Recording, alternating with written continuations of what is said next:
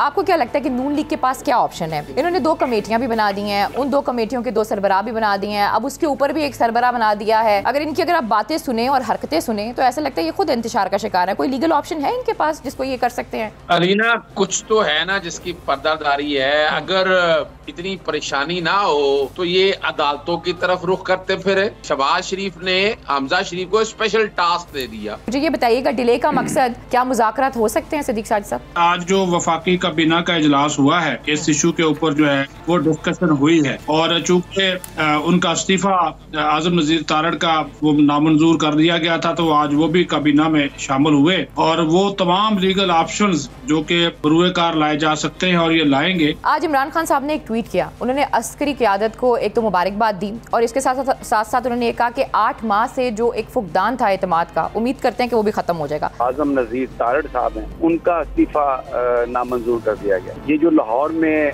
आसमा Jahangir convention था वकला का, उसमें पाकिस्तान की फौज के खिलाफ जबान इस्तेमाल की गई, स्टेज पर नारे लगाए गए और ये वजीर कानून साहब ने सब कुछ करवाया था। नून लीग जो है वो अवाम के पास जाने के लिए तैयार है, क्योंकि वो तो ये बोलते हैं कि हमने रियासत के लिए अपनी सियासत की कुर्बानी दे दी, और अभी भी बैकडोर उनकी यही कोशिश है कि किसी न किसी तरीके से नवाज शरीफ साहब को फैसिलिटेट किया जाए, किसी न किसी तरीके से इमरान खान साहब को नाअहल किया जाए। नवाज शरीफ और मरियम नवाज पहले तो सैर सपाटा करके यूरोप के दौरे से वापस लंदन पहुंच गए। अभी 2-3 दिसंबर को जो जनरल कौंसिल का इजलास है, उसमें मरियम नवाज के सदर बनने के भी इम्कानात हैं।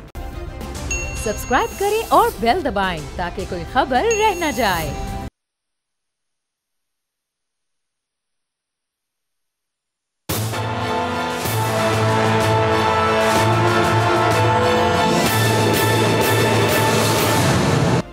अस्सलाम वालेकुम। प्रोग्राम तज्जिया, मैं हूं अलीना इलियास और आज के इस प्रोग्राम में मेरे साथ स्टूडियो में मौजूद हैं फ़खरुर रहमान साहब, टेलीफोन लाइन पे हमारे साथ मौजूद हैं समी इब्राहिम साहब, इसके अलावा सीनियर रिपोर्टर सिद्दीक साजिद साहब भी हमारे साथ मौजूद हैं, जो कि बहुत ही गहरी नज़र रखते हैं नून लीग की सियासत में, हम सब लोग जानते हैं। इसके साथ साथ मेरी बहुत ही फेवरेट पर्सनैलिटी माहिर कानून अज़हर सिद्दीक साहब भी हमारे साथ मौजूद हैं।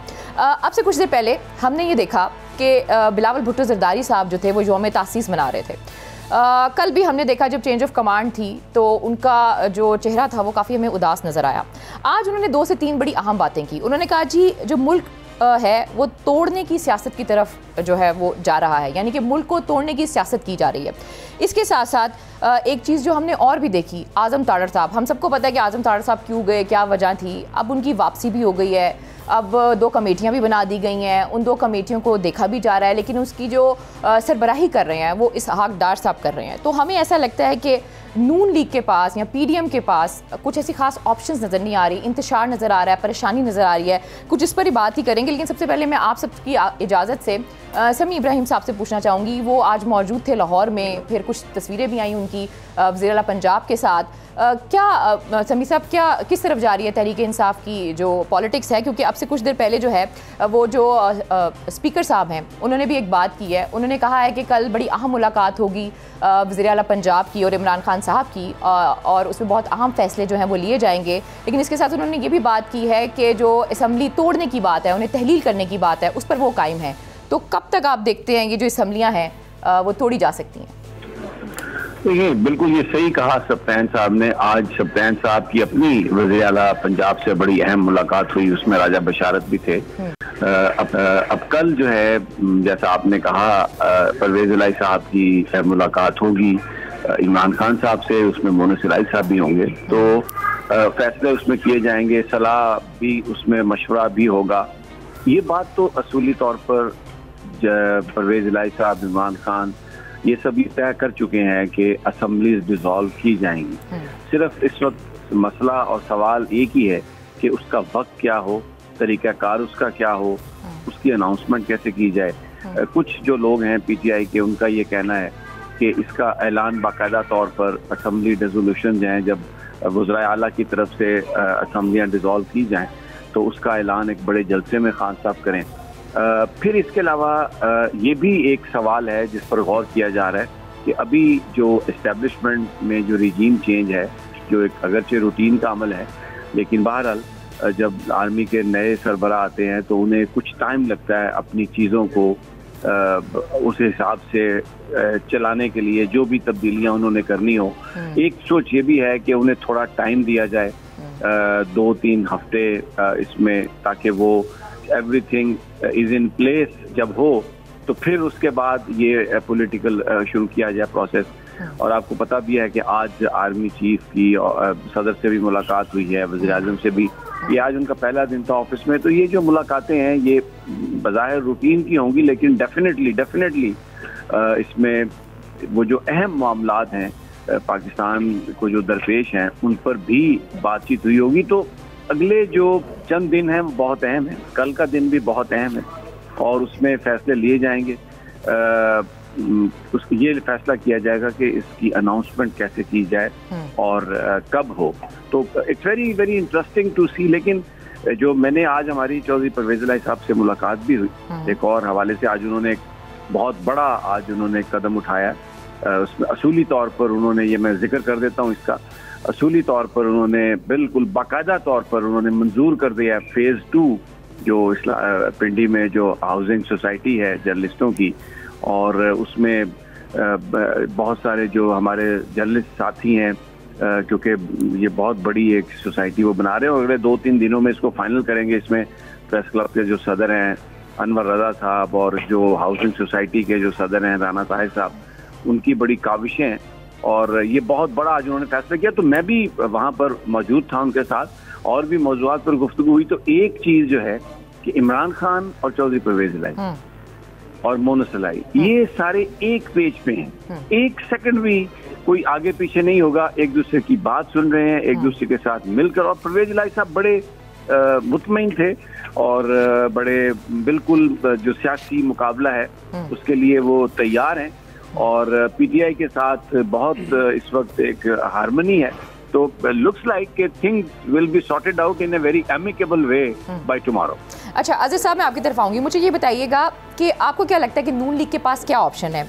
इन्होंने 2 कमेटियाँ भी बना दी हैं, उन 2 कमेटियों के 2 सरबराह भी बना दिए हैं, अब उसके ऊपर भी एक सरबराह बना दिया है इसहाक डार साहब को। इनके पास लीगल ऑप्शंस हैं? क्योंकि जैसे मैंने आपको बताया कि हमें तो बड़ा परेशानी नज़र आ रही है, बड़ी उदासी नज़र आ रही है पीडीएम में और ऐसा लगता है कि बड़ा इंतशार का शिकार है। वैसे तो ये कह रहे हैं कि जो पीटीआई है वो मुल्क को इंतशार की तरफ लेके जा रही है, लेकिन अगर आप बातें सुने और हरकतें सुने तो ऐसा लगता है ये खुद इंतशार का शिकार है। कोई लीगल ऑप्शन है इनके पास जिसको ये कर सकते हैं हासिल?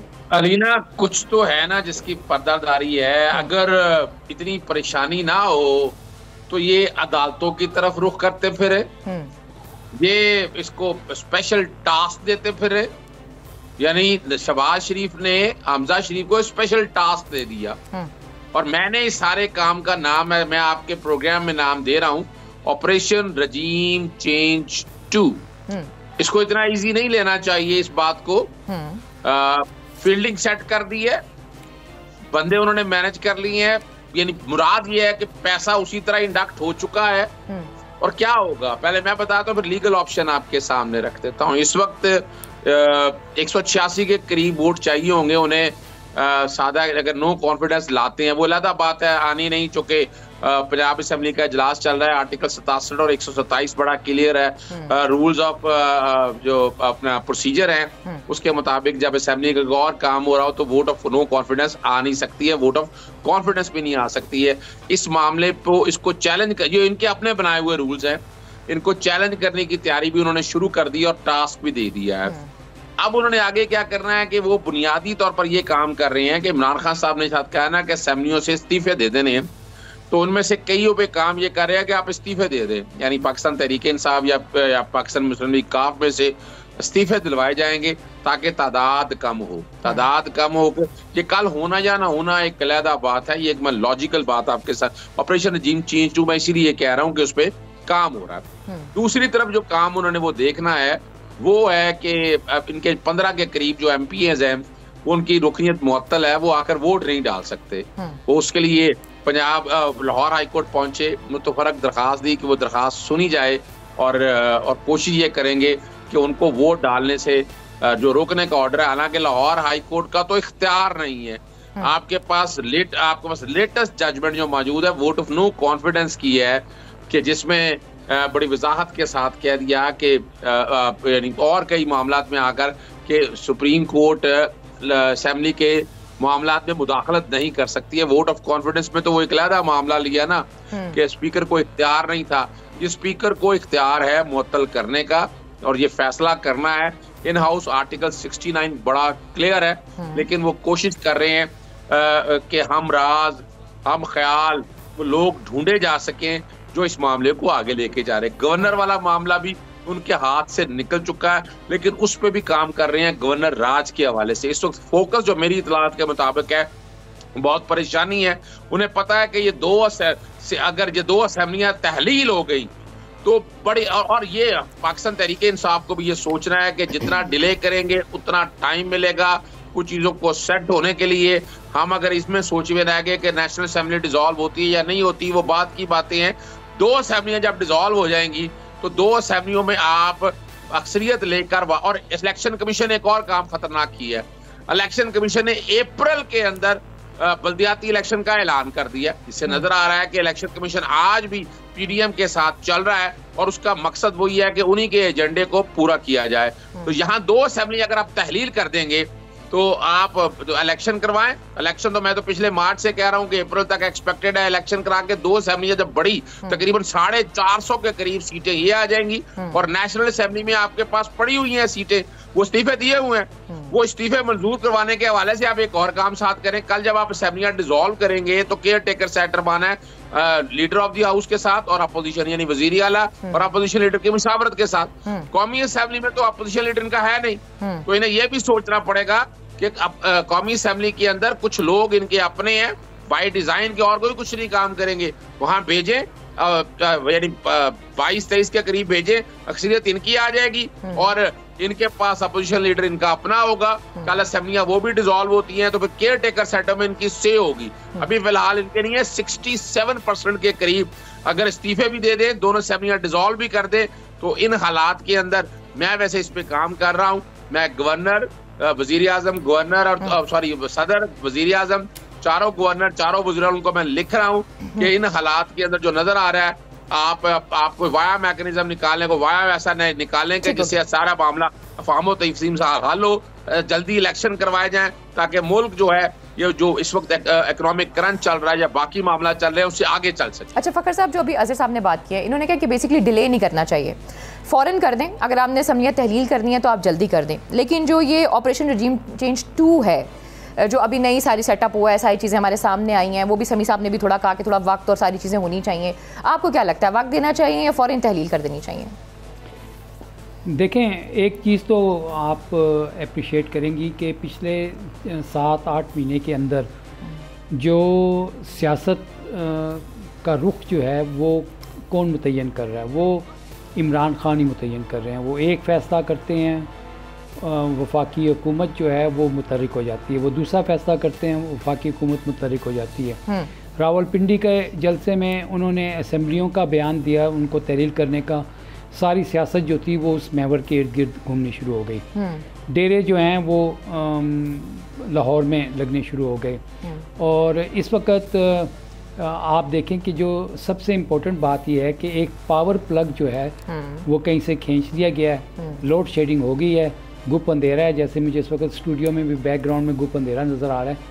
अब समझ में नहीं आ रही है कि जो पीडीएम के अंदर जो लोग हैं वो एक दूसरे को टकरे मार रहे हैं, क्या कर रहे हैं। उनकी सोच के अंदर एक इंतशारी कैफियत जो है वो आ गई है। बिलावल भुट्टो आज एक जगह पे खिताब कर रहे थे और उनके भी मुंह से अजीब किस्म के बयानात जो थे वो सामने आए। तो जो अज़हर सदीक़ साहब बात कर रहे हैं, बिल्कुल देखें, असम्बलियाँ तहलील करने का जो फ़ैसला है, मेरी भी इतलात यही है कि वज़ीर आला पंजाब और इमरान खान जो हैं इस पॉइंट के ऊपर मुत्तफ़िक हैं कि उसको तहलील किया जाए।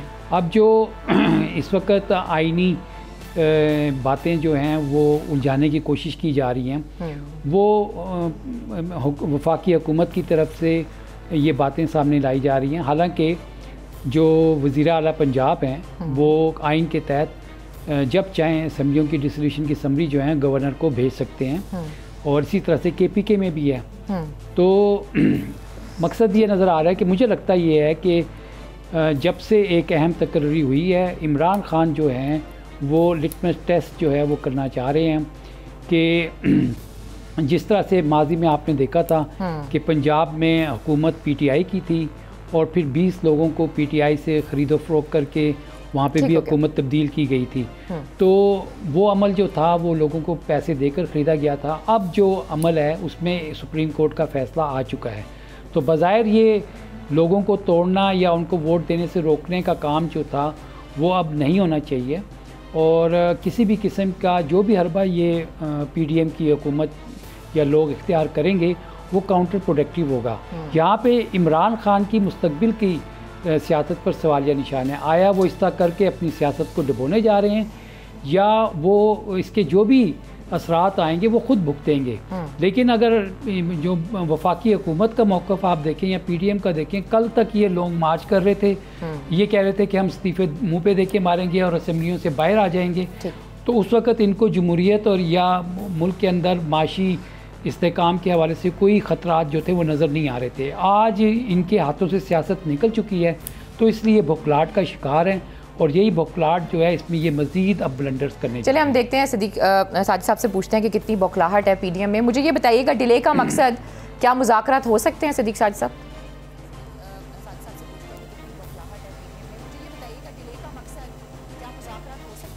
अनम्यूट करें साजिद साहब, हम आपको नहीं सुन पा रहे, सिर्फ आपके जो लब हैं वो हिल रहे हैं।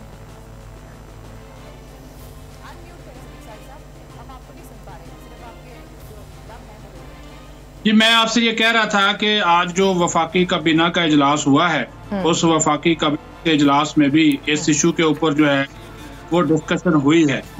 और चूंकि उनका इस्तीफा आज़म नज़ीर तारड़ का वो नामंजूर कर दिया गया था तो आज वो भी काबीना में शामिल हुए और वो तमाम लीगल ऑप्शंस जो कि बरूए कार लाए जा सकते हैं और ये लाएंगे, लीगल्स के साथ साथ सियासी भी ये सहारा लेना चाह रहे हैं कोर्ट्स का, अदालत का। एक तो आप मालूम है कि इनके अपने कोई 18-19 जो MPAs हैं वो मुअत्तल हैं 18 मुस्लिम लीग पंजाब असम्बली में। एक तो ये इशू है। दूसरा कि अगर ये असम्बली तहलील नहीं हो सकती जिस तरह के बता रहे थे कि जब सेशन चल रहा हो तो वो ना तहलील हो सकती है ना एतमाद का वोट ले सकते हैं। कहने के लिए वो कह सकते हैं कि एतमाद का वोट ले। इसके ऊपर भी उन्होंने बताया कि ये लीगल ऑप्शंस है, लेकिन ये भी साथ है कि इसके ऊपर भी अदालत से रहनुमाई ली जाए कि अगर अक्सरियत जो है वो वोट ऑफ कॉन्फिडेंस जो है वो कह रही है कि ये हम इस शख्स के ऊपर या परवेज लाई के ऊपर अदम एतमाद करते हैं तो फिर वो शिक है उसको अदालत किस तरह देखेगी। यानी कि ये अदालती जंग ज्यादा लड़ने जा रहे हैं मुस्लिम लीग वाले। ये एक चीज याद रखिएगा, ये यहाँ पे चूंकि पंजाब का मसला सबसे बड़ा है तो इसको सिर्फ मुस्लिम लीग नून की हद तक देखें, इसको PDM की हद तक कभी ना देखें, क्योंकि ये मरकज में ये चीजें तो बाद में आएंगी ना जब असम्बलियां तहलील हो जाएंगी। और तीसरी बात थी कि आज जो इन्होंने कहा एक डिसीजन ये लिया है कि जो मर्जी हो जाए हमने कौमी असम्बली के जो है वो उसको जो इंतखाबात है मरकजी सतह पे जो इंतखाबात है कौमी असम्बली हमने ना तहलील करनी है ना हमने इस हवाले से किसी किस्म का कोई इनका दबाव जो है वो कबूल करना है। पंजाब में खास तौर पर क्योंकि खैबर पख्तूनख्वा को अभी ये डिस्कस नहीं कर रहे क्योंकि वहां पे तो इनके पास अक्सरियत PDM के पास है ही नहीं ना, वहां पे तो मामला तरफा है। और खुद वो कह रहे हैं कि अगर पंजाब हुकूमत ये डिसीजन ले ले तो वो बात ठीक है।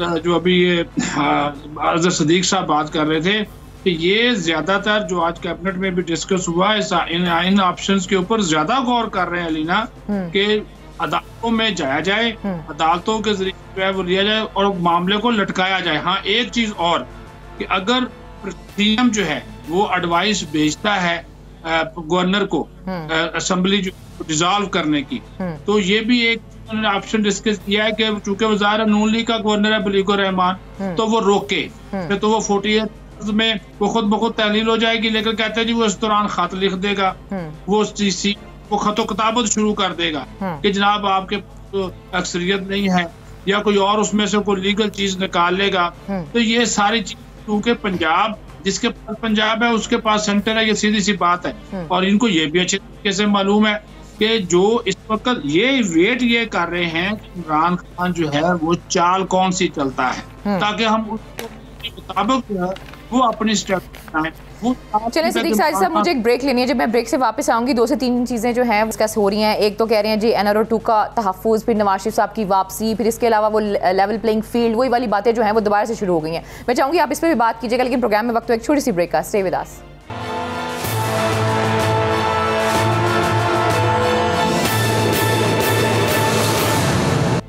वेलकम बैक नाज़रीन। तो फिर आपको खुशामदीद कहते हैं। समी साहब, आज इमरान खान साहब ने एक ट्वीट किया। उन्होंने अस्करी क़यादत को एक तो मुबारकबाद दी और इसके साथ साथ उन्होंने ये कहा कि 8 माह से जो एक फुकदान था एतमाद का, उम्मीद करते हैं कि वो भी ख़त्म हो जाएगा। जिसका जवाब जो है वो मरियम नवाज़ ने दिया और उन्होंने कहा कि 2017 में आपको ये चीज़ें नहीं याद थी जब नवाज शरीफ साहब को निकाला गया, जब अफसरान को मुतनाज़ा बनाया गया। एक चीज़ तो ये, और दूसरी जो आज बिलावल ने बात की है कि मुल्क तोड़ने की सियासत शुरू हो गई है। What does it mean? क्या चीज़ों को पोलिटिसाइज करना शुरू कर दिया गया दोबारा से? देखें, जो बड़ी अहम डेवलपमेंट हुई है वो आपने बयान की कि जो आज़म नज़ीर तारड़ साहब हैं उनका इस्तीफ़ा नामंजूर कर दिया गया। अब ना थोड़ा सा आप जाएं, आप इसके बैकग्राउंड में जाएं। ये जो लाहौर में आसमा जहांगीर कन्वेंशन था वकला का, उसमें पाकिस्तान की फौज के खिलाफ जबान इस्तेमाल की गई, स्टेज पर नारे लगाए गए और इस हद तक बुरे वो नारे थे कि मैं उनको दोहरा भी नहीं सकता। और ये वजीर कानून साहब ने सब कुछ करवाया था। तो ये नून लीग ने बिल्कुल वही खेल खेला जो मुशाहिदुल्लाह के वक्त खेला था, जो परवेज रशीद के वक्त खेला था। बयान दिलवाए पाकिस्तान की फौज के खिलाफ और फिर एक अश्क शोई के लिए उनसे इस्तीफा ले लिया। तो यहाँ पर भी आज़म नज़ीर तारड़ साहब ने कहा जी ये वोट मेरा नून लीग की अमानत है, और उसको बज़ाहिर बहाना बनाया जो जुडिशल कमीशन में इन्होंने जजेस की अपॉइंटमेंट के लिए जो वोट दिया था। लेकिन जैसे ही आर्मी चीफ नए आए हैं, पुराने आर्मी चीफ जिस दिन रिटायर हुए उसी दिन इन्होंने उनका इस्तीफा नामंजूर कर दिया। इतने दिन वो उनका इस्तीफा अपने पास छुपाए रखा। तो मुल्क तोड़ने की जो साजिश है ना, वो बेसिकली ये है। और मैं आपको बताऊं कि एस्टैब्लिशमेंट के साथ इनका फटा शुरू हो चुका है। ये बाज नहीं आते, ना नवाज शरीफ ने कुछ सीखा, ना शहबाज शरीफ ने कुछ सीखा, और मरियम की जबान तो इतनी लंबी है कि अल्लाह पनाह दे। इन्होंने जो ये बात की है, ये इसको एक आप मामूली एक्शन ना समझें। ये एक बहुत बड़ा पाकिस्तान की अफवाज पर ये बहुत बड़ा हमला है। इन्होंने आज़म नज़ीर तारड़ का इस्तीफा नामंजूर किया। बज़ाहिर इसका मतलब है कि पहले भी ये उन्हीं के सलाह मशवरे से काम कर रहे थे। ये मुनाफकत कर रहे थे, पाकिस्तान की फौज के साथ मुनाफकत कर रहे थे, इदारे के साथ मुनाफकत कर रहे थे, और ये इन्होंने बड़े सख्त इम्तिहान में डाल दिया है आने वाले आर्मी चीफ को। यानी जो शख्स स्टेज पर पाकिस्तान की फौज के खिलाफ गालियां निकलवाता है और उसको आपने वजीर कानून बना के, तो फिर अब आपने उसको टास्क दे दिया कि वो ये इस तरह के मामला करे। एस्टैब्लिशमेंट का वाज़ेह पैगाम है, वो इंतखाबात की तरफ जाना चाहते हैं और ये मुल्क मुतहम्मिल नहीं हो सकता। जाहिर है आर्मी चीफ अभी नए हैं, वो अभी इस तरह सियासत में हो सकता है मेडलिंग ना, वो बिल्कुल ना करें। लेकिन इन्होंने जो कार्रवाई शुरू की है उसके मुताबिक, तो मैं आपको पहले ये बता देता हूँ कि आज के दिन से इनका, मेरी मार्क माई वर्ड्स, इनका पाकिस्तान की एस्टेब्लिशमेंट से फटा शुरू हो चुका है। ये ब्लैकमेलर हैं, ये ब्लैकमेल करते हैं, पाँव पड़ते हैं, और अगर थोड़े तो ये जो मुनाफिकाना चेहरा है इस हुकूमत का, शहबाज शरीफ का, मरियम का और नवाज का, ठीक हो गया। सभी साहब आपकी आवाज़ हमें ठीक नहीं आ रही है, हम दोबारा आपकी तरफ आएंगे, लेकिन मैं अब अजहर साहब की तरफ आऊँगी। अजहर साहब, अभी आपने सिद्दीक साजिद साहब को सुना, उन्होंने कहा कि नून लीग ने जो फैसला लिया है वो ये लिया है कि वो अदालती जंग लड़ेंगे। हमने देखा कि अदालतें जो हैं वो रातों को भी खुली और लोगों को इंसाफ भी हुआ, लेकिन अगर नून लीग ये ऑप्शन ले रही है तो उसकी वजह ये है कि मैक्सिमम लेवल पे वो डिले कर सकें। अभी समी साहब की भी आपने बात सुनी है कि अब वो इदारों को दोबारा से पोलिटिसाइज करने की कोशिश कर रहे हैं। आज़म नज़ीर तारड़ वाली बात भी उन्होंने अभी दोबारा से की है। सो कितना डिले हो सकता है, मसलन कितना वो इससे मार्जिन जो है वो हासिल कर सकते हैं? अलीना, एक बात मैं और आपके सामने रख देता हूँ। अदालतें कल भी अहम थी और आज भी अहम है। आर्टिकल 63 के ऊपर बहुत खूबसूरत मोती परोए हुए उस जजमेंट के अंदर। उन्होंने अमानत के खयानत का प्रिंसिपल को बढ़ावा, लेकिन उसकी एक नजरसानी की दरखास्त दायर की हुई है। इनका फोकस अब उस पर बाकायदा काम शुरू कर दिया है कि वो नजरसानी की दरखास्त दायर की जाए, और अगर असम्बलियाँ को तहलील होनी है तो उसको रोकने के लिए अदालतों से रुजू किया जाए। हालांकि अदालतें ये कर नहीं सकती हैं, ना अदालतों का ये इख्तियार है। कि आप जो आईनी इख्तियार है वजीर आला का उसको कर्टेल कर सकें, उसको अपना कम कर सकें, वो तो नहीं है। लेकिन दूसरी बात बड़ी आम है, आजमदीन तारड़ साहब और आसमा जहांगीर का एक ताल्लुक है, और आसमा जहांगीर का जो किरदार है वो डूबी पाकिस्तान सियासत में हमेशा रहना है। उन्होंने वफाद आमा या पाकिस्तान के लिए क्या कुछ किया हर एक को पता है। इस तरह के जलसे जुलूस और इस तरह के सेमिनार कराना, और ये बड़े अरसे से ये सेमिनार हो रहा था।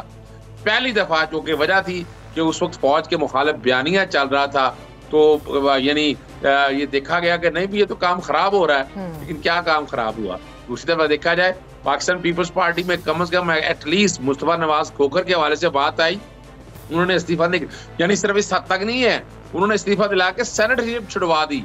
तो यहाँ तो मुनाफिकत तो नजर आ गई है ना, यानी। और हमने सबने देखा है कि नवाज शरीफ क्या जुबान इस्तेमाल करता है, मरियम क्या जुबान इस्तेमाल करती है, मरियम। और उसके अलावा अजहर साहब, जो नून लीग है वो तो एक बयानिया लेकर चल रही है, उनकी एक सोच है, वो तब्दील नहीं होती, वो बस दिखाते हैं कि हाथी के दांत कुछ और खाने के कुछ और दिखाने के कुछ और। पीपल्स पार्टी का एक बयानिया, एक मंशूर है जिसको वो लेकर चल रही है। ये जो बात करते हैं लेवल प्लेइंग फील्ड कहा जा रहा है, इसके ऊपर बात हो रही है, क्या है लेवल प्लेइंग फील्ड? अजहर साहब अगर आप बता सके तो। मेरे ख्याल में अजहर साहब से राब्ता नहीं है फिलहाल। जी अजहर साहब कंप्लीट कीजिएगा। अच्छा देखिए, लेवल प्लेइंग फील्ड और क्या चाहिए, आप अंदाजा लगाएं। नैब के कवानीन आए और आपने सारे ओपन एंड शट केसेस खत्म कर दिए, आपने मनी लॉन्ड्रिंग के एडमिटेड केसेस हैं वो खत्म कर दिए आपने, और आपने ECL में से जिनका नाम निकालना था वो निकाल दिया आपने।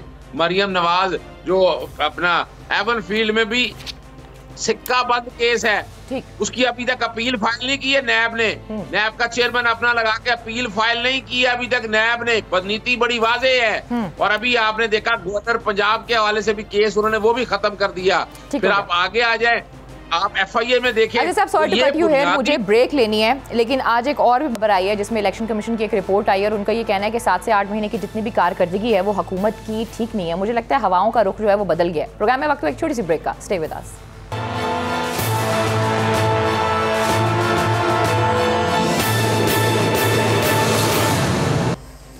वेलकम बैक नाज़रीन, तो फिर आपको खुशामदीद कहते हैं। अज़ीज़ साहब अपनी बात कंप्लीट करें, फिर मैं फ़खर साहब पर आऊँगी। देखिए, अब हालात और वाक़यात क्या हैं। इस वक्त काटने को दौड़ना है, अब उनको पास हल कोई नहीं है। उन्हें पता है कि गवर्नमेंट इनके हाथ से अब जाने वाली है। जितना मर्जी कोशिश कर लें, कौमी असेंबली भी ये बचा नहीं सकते।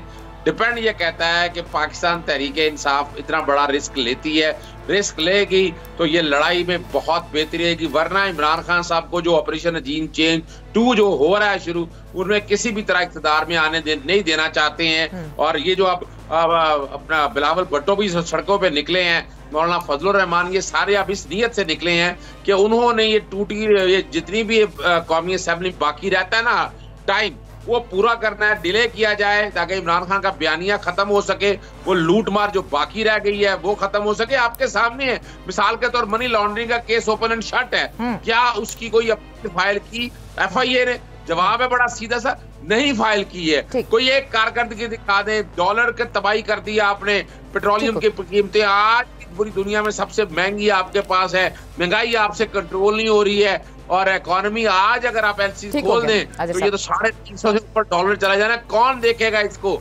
यही तो एक मौका है। इस मौके आपने अज़ीज़ साहब को सुन लिया, चल लेना चाहिए। ठीक हो गया। मसलन आपने जलसे जुलूस करने हैं, मौलाना साहब भी आ गए, आपको पता है ज़िमनी इंतखाबात भी हुए, फिर हमने देखा कि इमरान खान साहब अकेले खड़े होते हैं और वो जीत जाते हैं। अभी फवाद चौधरी साहब ने भी बात की, गुफ्तगू से अगर वोट बनते होते तो आपकी ये तो हालत ना होती जो इस वक्त है। सो आप क्या कहते हैं? मसलन ये चूं का मुरब्बा जो है इस तरफ। देखिए, एक अमरीकी बॉक्सर थे जो मुसलमान भी हुए और बड़े मशहूर हुए, मोहम्मद अली किले उनको कहते थे। तो उनसे जब पूछा गया था तो वो ना थका के मारते थे अपने रकीब को। ठीक है। तो खान साहब ने अपनी सियासत से अपने मुखालफिन को थका के भगा के वो उनको भगाते हैं, फिर थकाते हैं, फिर भगाते हैं, फिर थकाते हैं। अब सूरत हाल ये हो गई है कि जिस पॉइंट की तरफ समी इब्राहिम ने इशारा किया जी, ये सियासी शहादत की तरफ। ये जो देखें, आपने कभी देखा क्या आसमा जहांगीर फोरम ने कभी मकबूजा कश्मीर के अंदर जो जुल्म सितम हुआ, इंसानी हकूक़ के जिस तरह से वहाँ पे पामाली, उसके ऊपर कोई सेमिनार किया, उसके ऊपर कोई बात की हो? कभी कोई इस तरह की बात आपको सुनने में नहीं दिखाई देगी। ये आज़म तारड़ वाला मामला जो है ये बड़ा संगीन मामला है और समी इब्राहिम साहब ने बिल्कुल सही बात की, लेकिन मैं आपको एक और बात कहता हूँ, ये जितने भी पाकिस्तान के अंदर अमेरिकन प्रॉक्सीज थी ना, ये पिछले 7-8 महीने में वो वाज़े तौर पर सामने आ गई, चाहे वो सियासी हों, चाहे वो इक़्तिसादी हों, चाहे वो मीडिया से रिलेटेड हों, और वो चाहे वो दूसरे इदारों से रिलेटेड हों, वो सब की सब जो हैं वो सामने आ चुकी हैं। और अब आवाम की तरफ जाना है, जल्द इलेक्शन के हवाले से अहम फैसले जो हैं वो आइंदा चंद दिनों में आपको होते नजर आएंगे। सदीक सारिस साहब, मुझे ये बताएं कि नून लीग जो है वो आवाम के पास जाने के लिए तैयार है, क्योंकि वो तो ये बोलते हैं कि हमने रियासत के लिए अपनी सियासत की कुर्बानी दे दी, और अभी भी बैकडोर उनकी यही कोशिश है कि किसी न किसी तरीके से नवाज शरीफ साहब को फैसिलिटेट किया जाए, किसी न किसी तरीके से इमरान खान साहब को नाअहल किया जाए। So how do you see? Nawaz Sharif और मरियम नवाज पहले तो सैर सपाटा करके यूरोप के दौरे से वापस लंदन पहुंच गए। अब ज़ाहिर है वो सारी की जितनी सियासत, और कल भी हम डिस्कस कर रहे थे, अभी 2-3 दिसंबर को जो जनरल कौंसिल का इजलास है उसमें मरियम नवाज के सदर बनने के भी इम्कानात हैं। और अब जबकि मैं आपसे गुफ्तगू कर रहा हूँ तो नून लीग जो है वो पंजाब के हवाले से और मरकज़ के हवाले से एक मरतबा फिर आसफ जरदारी के पास पहुँची है। अयाज सादिक है, उसमें राना सनाउल्लाह है, साद रफीक है, उन्होंने उनसे मुलाकात की है। और ये शायद कोई कौमी असम्बली में तहरीक इंसाफ के जो मजीद इस्तीफ़े हैं वो मंजूर करने जा रहे हैं। कल तक इसकी भी सूरत हाल वाज़ेह हो जाएगी, क्योंकि इस मुलाकात के फौरी बाद, जो कि आपसे थोड़ी देर पहले जरदारी हाउस में हुई है, उसके बाद जरदारी ने तलब किया है स्पीकर राजा परवेज अशरफ को, और उनकी इस वक्त जो है मुलाकात आसफ जरदारी से जो है वो जारी है। मतलब ये है तहरीक इंसाफ के ऊपर जो है वो दबाव बढ़ाया जाए या इसकी कोई जवाबी हिकमत अमली बनाई जाए। नून लीग ने तो अली ना यहाँ तक पेशकश कर रखी है आसफ जरदारी को कि जनाब अगर आप ये खरीदो फरोख्त के मामलात करें, पंजाब में बैठ जाएं वहाँ पे जाकर, तो आप अपना वज़ीर आला बना लें, हम तो आपका वज़ीर आला भी वहाँ 7 सीटें उनकी। उन्होंने कहा जी हम तो आपका वज़ीर आला भी कबूल करने को जो है वो तैयार है पीपल्स पार्टी का, लेकिन आप वहाँ पे इनकी जो हुकूमत है, इनके जो ऑप्शन है या इनके जो सियासी चाल है तहरीक इंसाफ वालों की, उसको आप कामयाब ना होने दें। ये तो नून लीग, क्योंकि उनको पता है तैयारी नहीं है, वो ये इलेक्शन नहीं चाहते, इनको पता है कि वो जो जितने भी सर्वे हैं या मैं जितनी मर्जी मुखालफत कर लूँ, आप कह लें जो मर्जी दे रहे, एक आज़ाद अगर हम देखें तो वो उसकी सपोर्ट अवाम के अब इमरान खान के साथ जो है वो उस हवाले से हमें नजर आती है। तो वो इस वजह से इलेक्शन वो करवाना नहीं चाहते, बल्कि वो तो ये तक सोचना शुरू हो गए हैं अभी से कि इलेक्शन को डिले किया जाए मजीद 6 महीने या 1 साल जो है वो जुलाई 2023 की बात की जा रही है। जी जी जी जी जी तो ये सारी अगर ये बातें गुफ्तगू करेंगे तो इसका मतलब ये है, तो क्योंकि इनको पता है कि ये अगर इस सूरत हाल में इलेक्शन करवाते हैं, अच्छा अगर ये नहीं भी कौमी असम्बली का करवाते, सूबाई असम्बली के इलेक्शन करवाने में इमरान खान आके फिर जीत कर बैठ जाएगा। चलिए समी साहब का लास्ट कमेंट लेते हैं। जी समी साहब अपना लास्ट कमेंट दीजिएगा, प्रोग्राम का वक्त खत्म हो गया ऑलमोस्ट। देखिए, राजा जफर उल हक ने ये बात तस्दीक की है कि पार्टी की आला क़यादत मरियम को पार्टी की सदारत देने का सोच रही है, तो it will be very interesting कि शहबाज शरीफ का ग्रुप इसको कैसे कबूल करता है, और वो फिर अगर सियासत मरियम करती हैं तो उनके कार्ड क्या होंगे।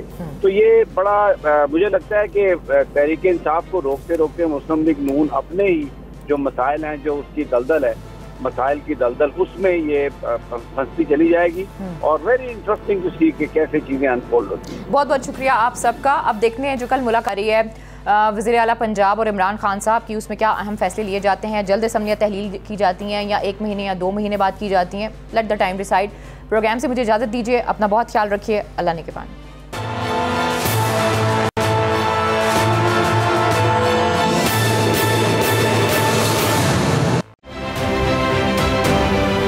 आप ये समझें, ये जो हक है ना, हक पे खड़े रहना और हक को बोलना, ये दूर से लगता है तन्हा हो गए लोग। आप खान साहब को देखें, तन्हा दिखाई देने, सारी जमातें मिलकर उनके खिलाफ हैं, लेकिन आज भी पाकिस्तान के अवाम उस हक की आवाज़ के पीछे जो है 80% से ज़्यादा अवाम उनके साथ है। सेम एग्जैक्टली इसी तरीके से बोल की कहानी है भाई, बिल्कुल अलग आपको तन्हा दिखाई देगा, हर जगह आपको खड़ा हुआ नजर आएगा, हटेगा नहीं किसी चीज़ से, और उसके साथ भी 80% अवाम अगर आज आप देखें तो उसे बोल दिख रही है।